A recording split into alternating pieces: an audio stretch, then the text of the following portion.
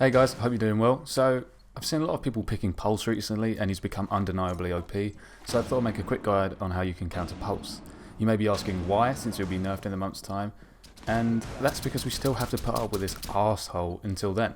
And I honestly think there's more to it than just picking IQ and running around with your gadget, and from playing an embarrassing amount of hours on Siege, I've noticed that people continuously walk into the areas that Pulse roams the most, and still don't listen out for him activating his gadget, and that's what I'm going to talk about today, and how best to avoid getting wallbanged in the arse by Pulse.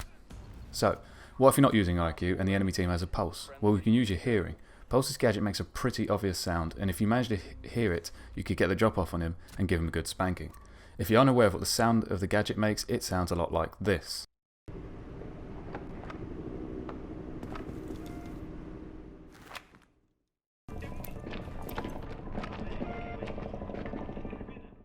You can also jam his gadget by using Thatcher's EMP. Now I've had a few people say that you can't do it, but I know you can do it. And the reason a lot of people seem to think you can't is because they'll throw an EMP in a room and it'll explode. Even though they know Pulse is there, it won't jam his cardiac sensor and he'll still shoot you for a wall. The thing is, Pulse has to have his gadget out. If it's not equipped, it won't get jammed. It's a bit silly, I know, but if it's not on, it won't be jammed, so there's nothing you can do. Right, so now I've spoken about Pulse's gadget and what to listen out for if you're not using IQ. This leads us nicely into the spots which Pulse players will watch, so I feel you should stay away from these the most unless you want to be randomly blown up.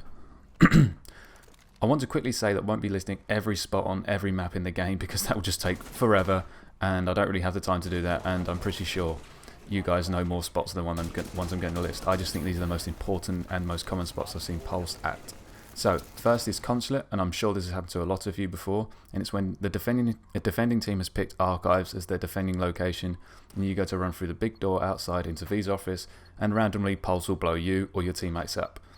As you can see here, Pulse is below me, and what most players will do is have a C4 waiting on the ceiling, so what you can do is either have Thatcher or IQ just shoot it very quickly, or EMP the floor, and it's gone.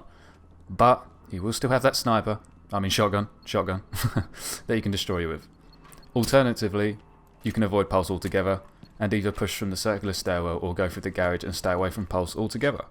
The second map is Bike Club, and there's a few spots on here, so I'll start with the bedroom. Say you're attacking the bedroom, and this goes for cash room as well.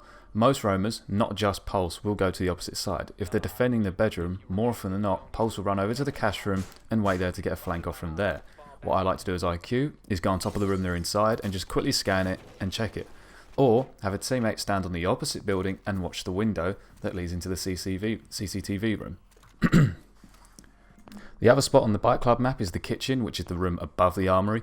A lot of Pulse players will sit at the back of the armory underneath the hatch and have a C4 either planted on or next to the hatch, waiting for a player to walk over it so they can then detonate it and get one easy kill, or if you're lucky, a multi-kill.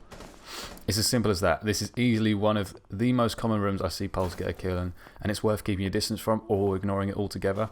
Even if you have IQ, you can find out that he's there, but you can use a drone for that, and I think it's better to just not waste your time and push from a different angle.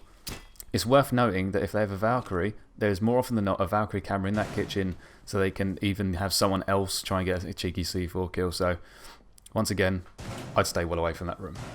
This last part is about IQ and her gadget and how I think it's best to use her.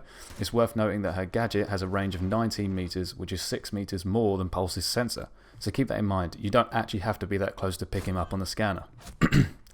But as for how I like to hunt for Pulse's IQ, I like to go around the edge of the building and not straight for the objective with the gadget, because you're more likely to engage the rest of the team and get yourself killed before you even find Pulse. And Pulse is usually, in my case, the deciding factor whether your team wins or loses, because a competent Pulse player is very deadly because he's just so bloody OP.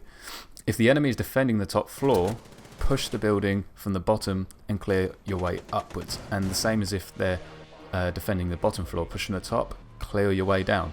With IQ, you don't have to check each individual room if you're just looking for Pulse. So the range on the scanner is long enough that if you're just walking down the middle corridor and there's rooms either side, you can just look left, right. You don't have to actually go in the rooms. So she can quickly scan for him and look for him. So keep your eyes out when you're doing that. That's all I've got for you today, guys. This video is more for the newer players in Siege and can serve as a refresher for those of you who are more experienced players.